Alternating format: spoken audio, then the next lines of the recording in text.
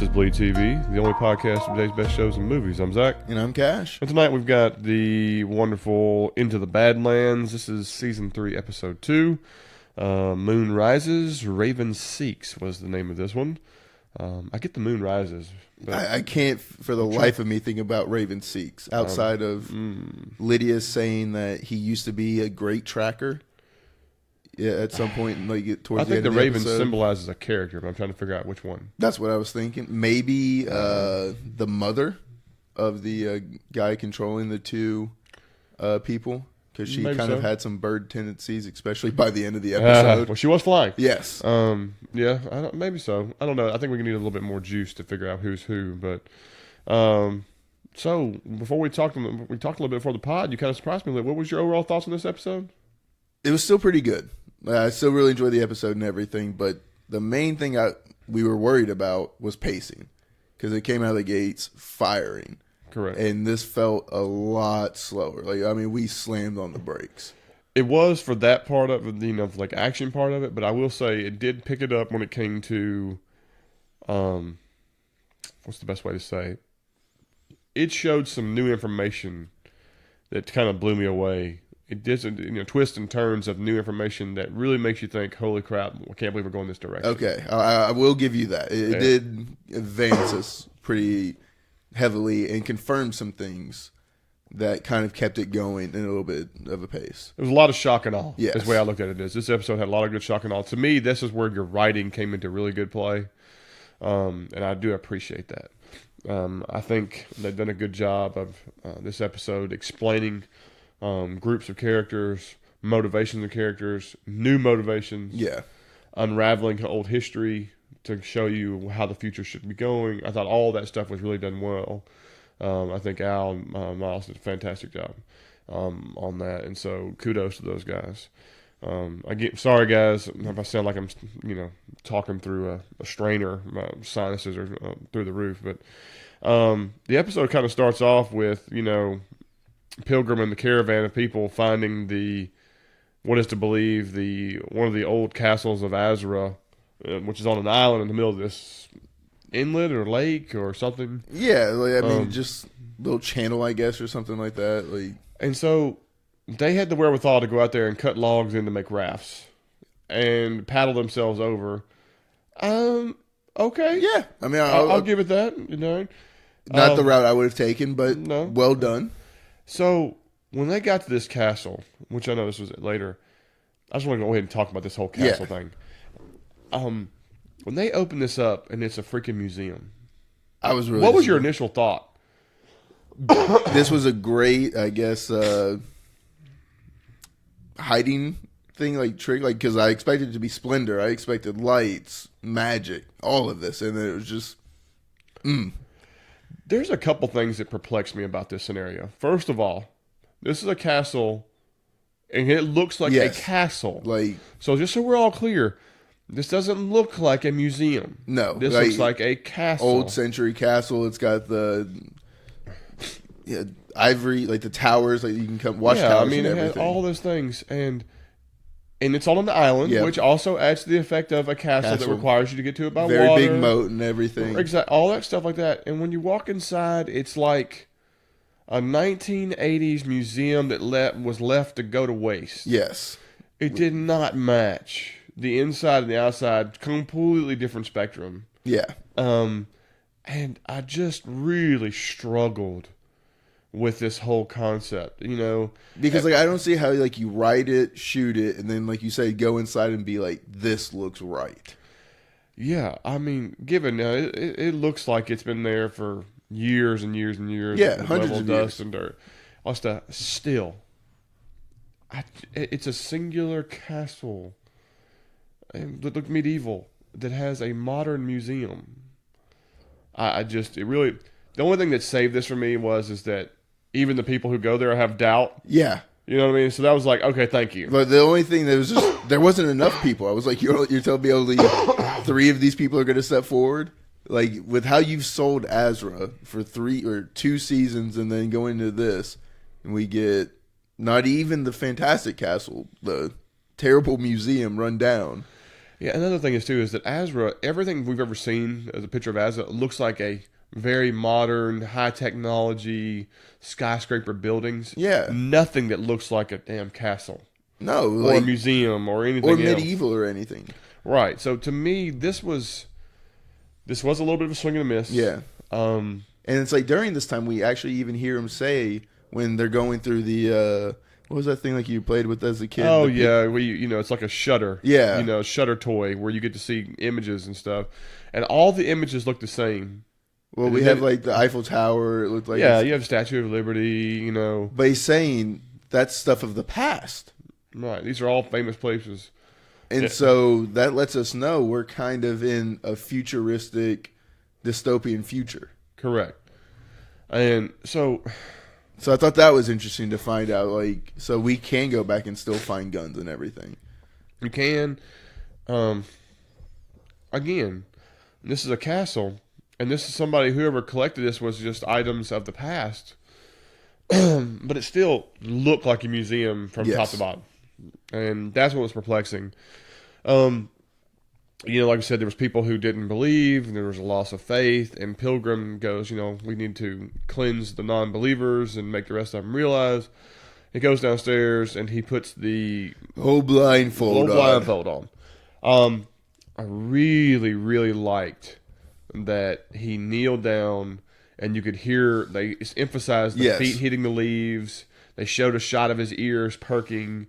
They gave you all that to make you say, gotcha. Yeah, they spelled it out perfectly. It did, and it wasn't too overdone. I mean, if you started being like Daredevil and you could see like an image through the cloth, of something white shadowed, like you can visualize. I would be like, okay. I'd be like, ah! We just painted this great thing for the sound, and you're wanting to do this? Yeah. For what reason? And like even him, like the smacking of the ground with all the leaves coming up and everything, added great effect. Loved it really it. was. I enjoyed it. The fight scene was well choreographed. Punching a hole through your opponent, dude. Yeah. Like, did you think of like the old Kung Pao hidden fist and everything, where he like punches him in the stomach? Yes. Oh god, I was cracking up when I saw that. Like, obviously this was way gorier. Yeah. But I really, really enjoyed all that. I thought that was really cool. Even the guy sniveling, you're like, I believe. that would have been me, and I was like, okay, if he kills him, like, there's that. I'm gonna have a problem with that because like, the faith should do it, and it restored it. He's like, okay, you're okay with me again and everything. Absolutely. So, I appreciated all that. Yeah. And of course, we can go ahead and get to it because the last thing that happened in the case was the very last scene. Well, before that, like, we still need to talk a little bit about his sister and brother. Oh, that's right. Well, the brother is bleeding from his ear. He has veins showing up on his neck, and he looks to be sickly and possibly dying. You think you can just pull the Bernard and get some brain fluid and inject it right back in? Easy with the Westworld references over there. And even the head mistress, whatever her name is, she's noticing it. She notices it, and she makes the statement that the Dark Eyes don't live long. They have short lifespans, different things of that nature. And so that shows you that they have history with more than one. These are not the only ones they've ever dealt with. And so there's more to it. Thought that was cool. They're talking to each other about how we're going to get her together. Pilgrim's overhearing it. There's, it shows there's dissension even in this grand caravan. Yeah. It's like you have someone with complete faith, and then you have someone else without complete faith. Correct. So all that's in good place. I don't know what he's suffering from. Just black eyes is all we've got, sadly. Right. Like, hopefully, like in the next episode or two, we get more on the gift in it. Right. Well, yeah, I hope they're not stopped with where they are. If they're on the island, they're good. Woo, But no, we need the monks. They've got to show up sometime soon. Correct. Very much so correct. I did think it was strange that we've reached the castle, like, all right, we've reached our destination. Have we? This is Azra? Like, we're sure, like, we would have... Yeah, so, so the next part we're talking about is when she gets the hooks and she's suspended on the full moon. Whew, this was tough to watch. I don't know about you, but I struggled a little. Kudos to the special effects. Yeah. For whoever shows this body, which you could tell it's, a fake body, cutting it, the blood, and then putting the hooks through it and the skin. Okay. Do you believe that you can hold a person up by just the skin on these hooks? I think so. You think so? Our skin's pretty tough and everything. There were some people online, by the way, thank you very much. I put a little call out there for people to buzz on social media about their thoughts, their opinions, stuff like that. I know, Foley and Miss Watts and Brian and Ava and Mia. Sam. I mean, just so many people. Mike. What's that guy's name? Let me look up my notes. His last name's Smith. Anyway, thank you so much. Because I mean, like everything that they had on there, they were talking about, like the anger between certain characters, like that. We're gonna hit on all those. They were on the money. You guys rock. Thank y'all for putting those comments in there. I know there's more that did because we're part of 3 Into the Badlands groups, and sometimes they kind of run together. They bleed together a little bit. But of course, they're all badass, and it's like the show. But I do remember Brian distinctly, giving us a little education on the whole, that even ancient tribes and other things have done the suspension thing because they believed in it got you closer to heaven and right, all that stuff, and so easier to visions. With that thought, it does make me feel like yes, you can be suspended by hooks, and of course I've heard and seen people who do this as a performance, and so it was a little tough to watch. Yeah, woo. Here's my next thing. Here's my next thing. Do we believe Pilgrim has the human strength and capability by himself to leverage chains that length to pull her up as tall as she did? I think so. I mean, with all the look, you and I both former football players. Yeah.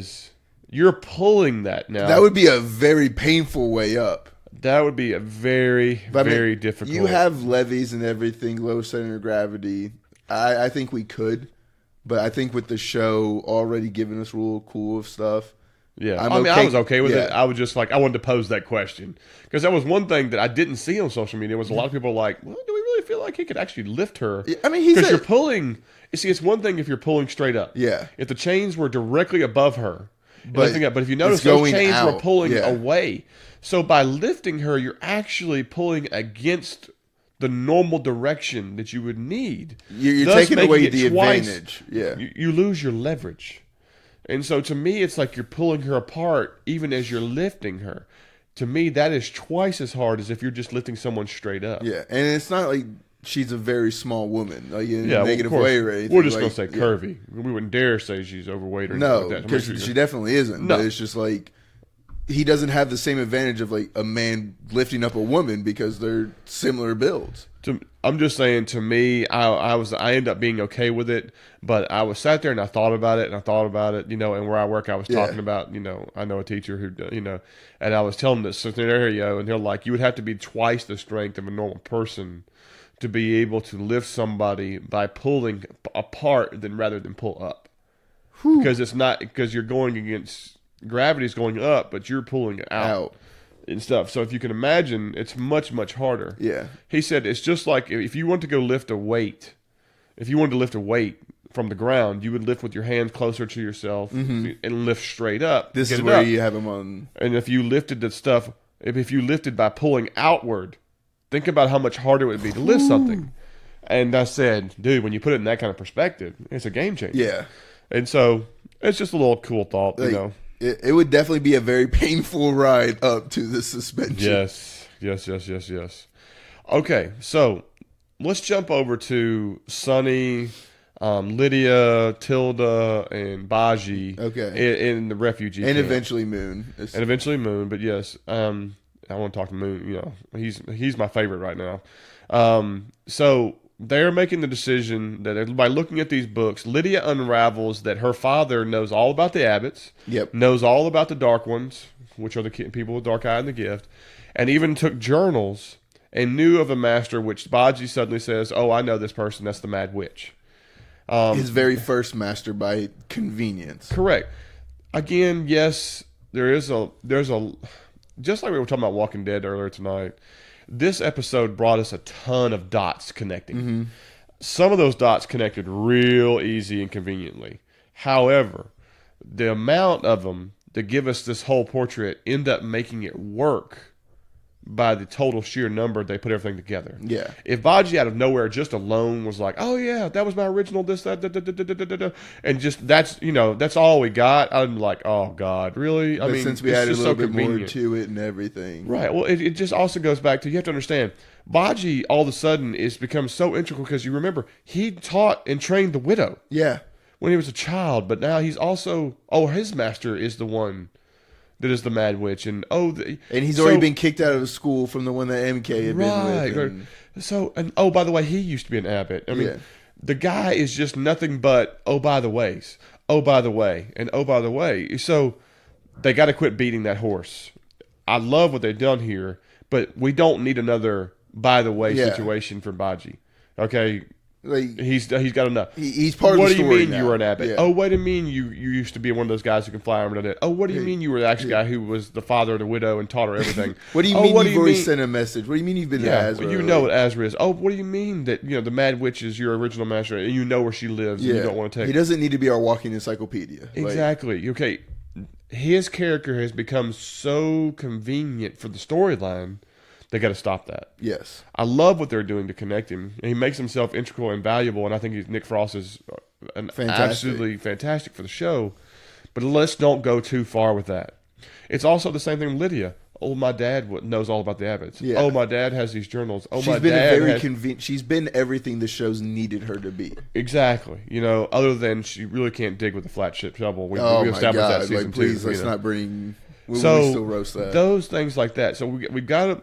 It's not a problem to unravel mystery by having a character tell you something they didn't know, but it needs to be subtle. It needs to be in small doses. Things like that. Not something that's a huge unraveling. It doesn't need to be a crutch. Exactly. So I loved all the information they gave us this episode, but they've got to be careful with that. If they continue that, then it's going to become. It's called convenient lazy writing. Yes. If you continue doing that over and over and over again. Again.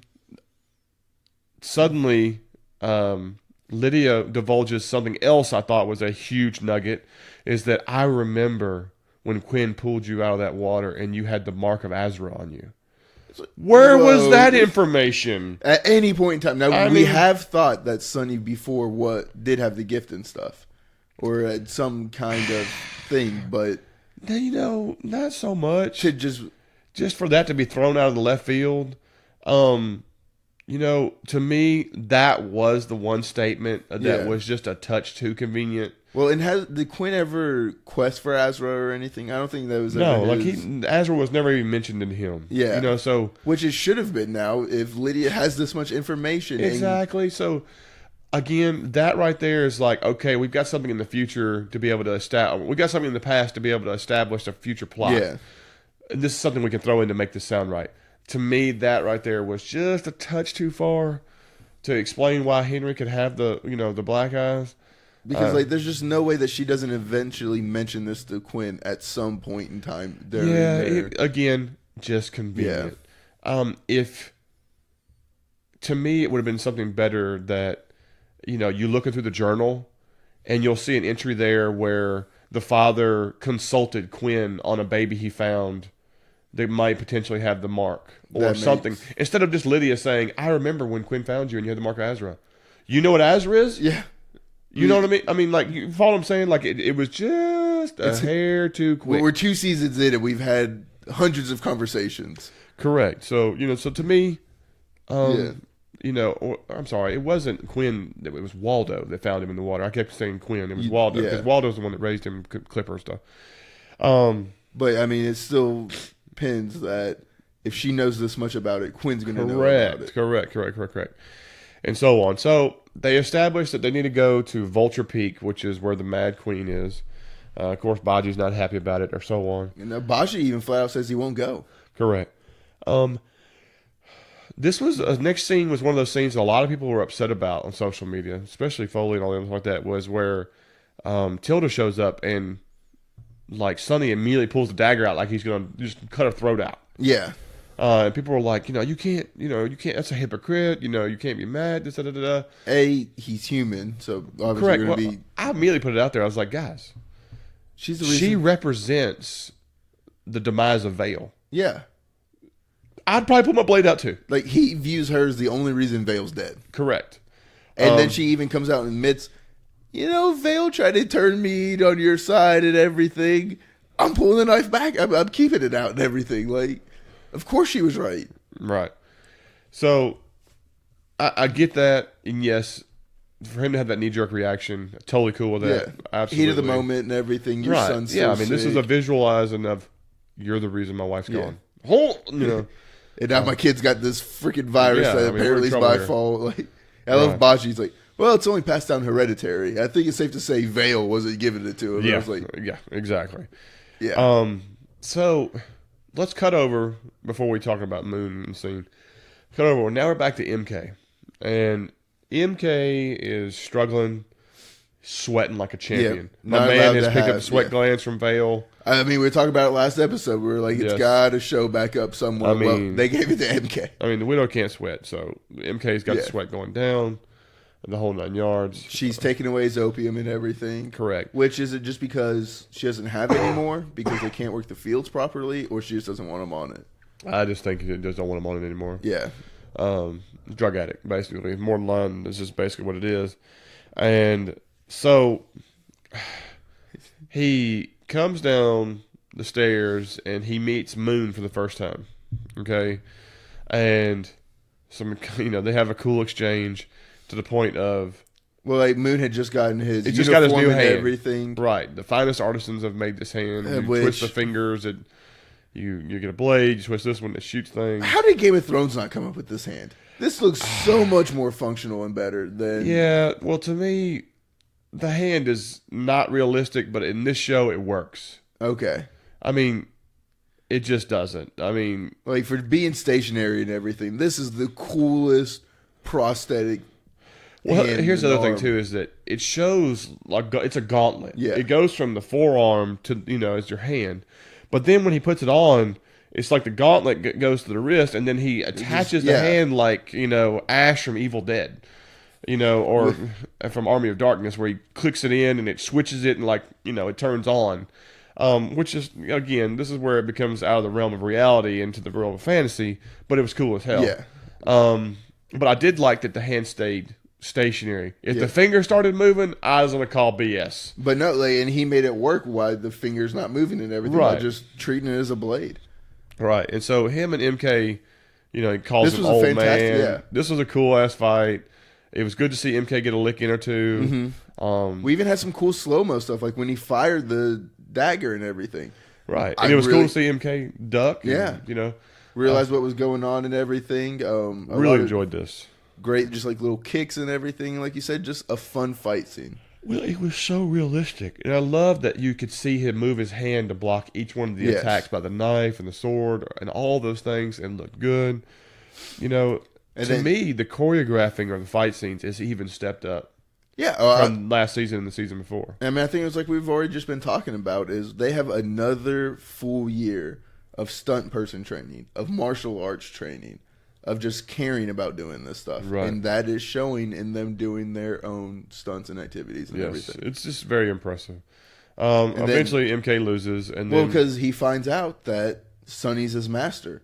And we just keep playing this trope of Sonny being Moon's thing. It was like, oh, well, Baji's like, oh, it doesn't happen to be the person running with Sonny. Correct. Oh, let me get into Ultra Instinct angry mode because Sonny trained MK. Correct. Absolutely. And so, it's just little things like that. And I was like, because we had such a good scene. But. We did. Now, I do like the widow said, we need to find who the Iron Rabbits are. And I love that she doesn't know that Tilda's leading this. Correct. Like, the picture looks like Scorpion. Yeah. Off of Mortal Kombat. You can't tell if it's a man or woman or anything like that. And that's pretty cool. Again, I want to see her with the face shield again. The face shield was awesome. I can't wait. And so, of course, Moon is tracking things down. And then that's when he shows up. Meets Lydia. And so, obviously, Lydia and Moon go back. Were an item at one time. Would have never guessed this. Yeah, this was a problem for several people of our fans. People were like, all I heard was WTF when it comes to this relationship. Because it kind of doesn't make any sense. Yeah, well, I mean, I guess Moon used to be Quinn's regent before he retired.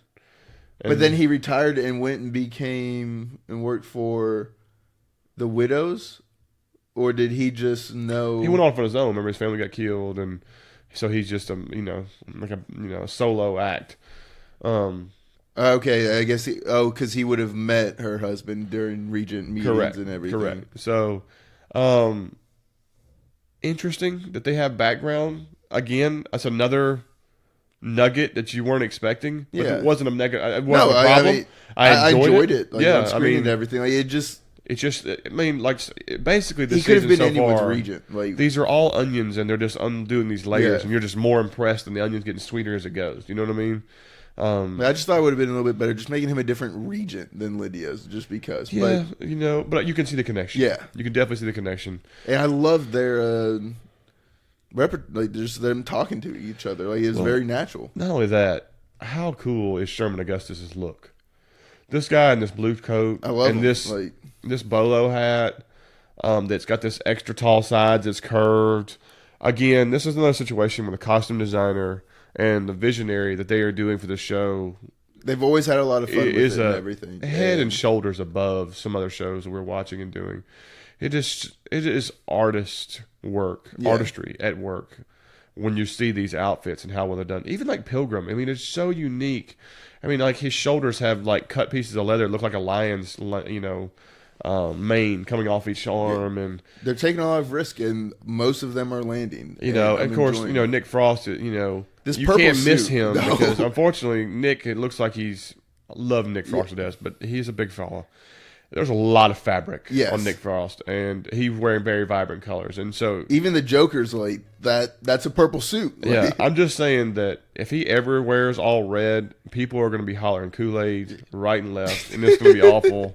Or if he tries to go full blue, he'll be like Willy Wonka. Oh, just roll them on out. Just roll them on out. I'm not going there. Boom. Yeah.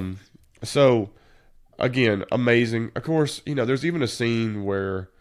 I know we're bouncing around, but where Widow is talking to Lydia in this garden. First of all, Emily Beecham, smoking hot. I mean, like, wow. I mean, sometimes they dress her in certain ways, and very impressive, and just the heels, the whole 9 yards. They showed a lot of emphasis on her guys heels. At work were like, holy smacks, I'm just being straight with you guys, And Lydia coming there and having this conversation, but I'm not even about the conversation, just the setting. Yep. I mean, and it's at this famous fountain that we get, and it's nice to see it a little bit different because the last time we saw it, it was dark. Yeah, it was like everything fall, was dead, everything was changed and stuff. But we kind of jumped around a little bit. Let's go back to like when Moon's talking to Lydia outside. Correct. So how does I had a huge problem with Sonny dropping the sword. Well, not only that, Sonny knocks over like an ashtray or something full of stuff. This was one of those little parts I was like, give me a fucking break. Like, I would have much rather him lift that sword up and the rings on the sword jingle, and Moon would have been like, I know my sword's sound. Yes. You know what I'm saying? To me, would have been and it much better than him knocking the ashtray over. This is something we're talking about. I mean, the guy can do high wire attacks, killing people, cutting their throats, drink his Belgian coffee all at the same time.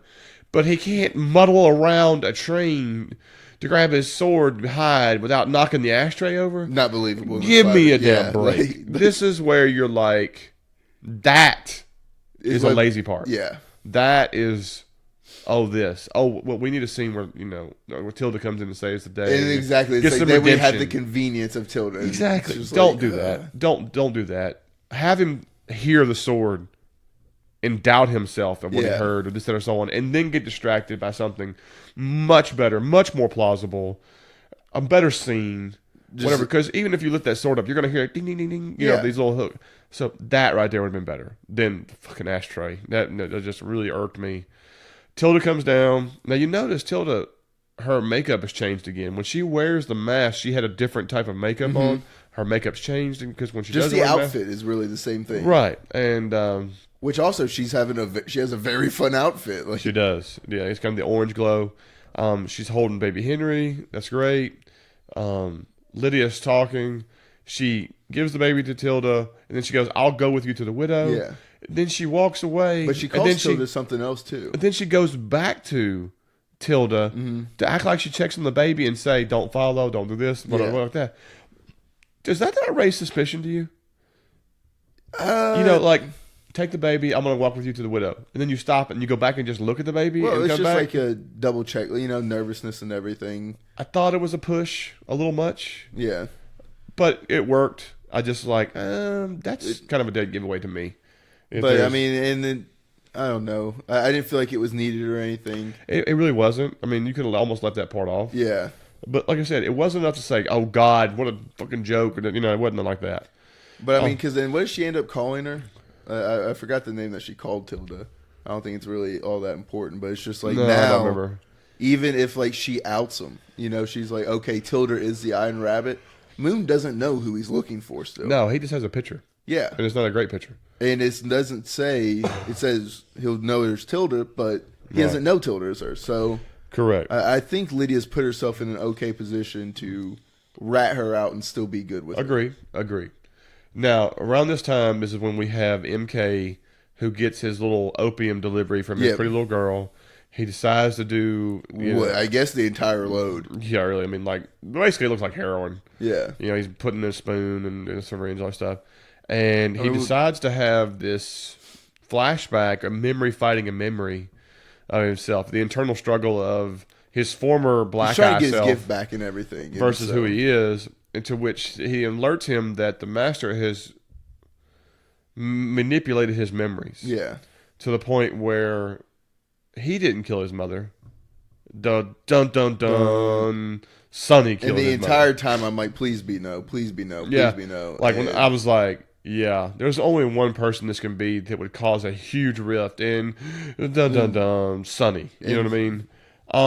What do you think? Two things to this. Okay. Two things.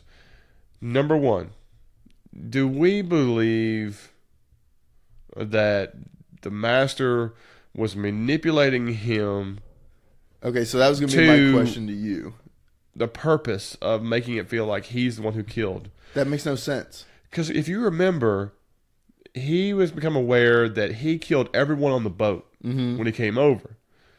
And so that he believed he killed everybody at the camp, including his mother. To be changed now that, by the way, that's not true. You were manipulated, that Sonny won. What purpose does the master have to manipulate something? Exactly. To manipulate MK? Exactly. There to is me, no purpose. I struggle with this. We haven't been laid out a purpose for the master to do this. Correct. Because she doesn't... To our knowledge, she has no knowledge of Sonny. And so there's no reason to protect Sonny. The only thing I can think of is that you make him believe that if you don't control it, bad things happen. Thus, here you go. This is what you killed your own mother. To make him break down and understand that you have to focus to be able to control and anger. I'm okay with that. But she's got to realize as being a master that that's more likely to just succumb it to where you never use it. True. But again... we're spitballing motivation here. But the second part of it was, holy crap, it was Sonny. Are we to believe that is true? Or do we say that this is his black eyes manipulating him? Oh. You know what I mean? This is where you kind of like, we're in that rabbit hole. Do I keep going farther or do I go back to the light? You know what I mean? Do I trust a liar to lie or do I trust a liar to tell the truth? Right. I mean, neither one of these are good sources of information. No. Here. I hope that MK still did it just because I think it being Sonny is cheesy and just... Yeah, I mean, it's a way of tearing up their relationship. Which isn't all... which doesn't need to be torn up or anything. And Right. now Tilda's going to have to make a decision and now we can get stuck with MK. Here's the other part of this that bothers me too. Is that how did MK get out of that camp without turning into the black eye and killing all of them without a scratch or this, that, or so on? You catch my drift? Yeah. That don't match neither. So if he came in there and killed his mother from behind, stabbed her, and he just looks at her and keeps walking, I don't see that either. Because to me, they killed everybody in that camp. Tilda had to beg for her life with him looking her in the eyes to be able to turn it off. So that's another thing that I struggle with is that, okay, if he did this, all right, but how did you get out of this? I don't see them just saying, oh, he's a kid, he's all right, and just let him be. No. I'm sorry, I just don't. Because I mean, we've already seen the other one before he lost his eyes and everything. Right. So that's very curious. Now, one thing about this scene is that right before this, when he's talking to him in this wheat field, cool shot, man, super awesome. Wherever they were shooting the scene, probably Ireland. Because I think that's where they did most of their shooting. Gorgeous. But that was a huge nugget. You know, again, I'm questioning it, even though I know what they're saying and why I like that. I hope they bring more to explain that. And so far, I feel good about it. Again, we talked about Lydia coming. Widow offers her control of the poppy fields and a safe place for all of her people in exchange for giving up who the rabbit is. Do you feel like Lydia's going to do this? I don't know, but Lydia had some lines. And I'm going to go with probably yes, just for protection. But when she was just like, why is no one coming to you for the freedom anymore? If you're so great right now. Correct, yeah. And refugees are tired of going to the front lines. And, yeah. You know, anything requires sacrifice. To me... I mean, I think you have to. Because, I mean, if she's your main... Well, here's the other part, too, is that Widow did not tell her what would happen if she said no. True. You know what I mean? So, you know, it goes back to that old adage of, you know... You keep your friends close, you keep your enemies closer. Yeah. And so if she's getting something from her and she considers him the enemy or this, that, or whatever, there's a strategic play here. Whether or not that's what's going on, I don't know. I could totally see Lydia agreeing, but actually giving up the wrong person.